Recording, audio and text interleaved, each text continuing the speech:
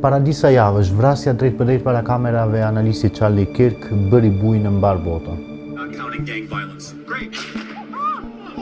Por vetëm disa orë më pas, rrjeti u vërshua me postime dhe analiza që sipas autorëve dëshmojnë se gjithë skena ishte gënjeshtër dhe se Kirk nuk ishte vrarë realisht. Qindra e mira komente, pëlqime dhe shpërndarje, shumë njerëz që ishin të bindur për këtë version.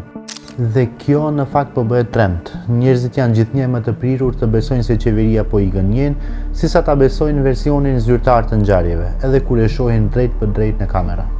Jo vetëm në raste individuale si Charlie Kirk, por edhe për teoritë të tjera konspirative që sfidojnë shpjegimin zyrtar, qoftë për pandeminë Covid, qoftë për zbritjen në hënë apo teoritë për tokën e sheshtë. Një sondazh i YouGov i vitit 2018 tregon se rreth 34% e të rinjve amerikanë të moshës 18 deri në 24 vjeç nuk besojnë se toka është e rrumbullakët, pra 1/3 e të rinjve në SBA.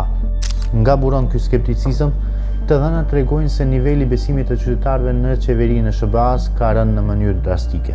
Shikojeni këtë grafikon, vetëm 22% e qytetarëve i besojnë qeverisë amerikane, një rënje e madhe nga fillimi i viteve të 2000-ta, kur besimi te qeveria kalon te 50%.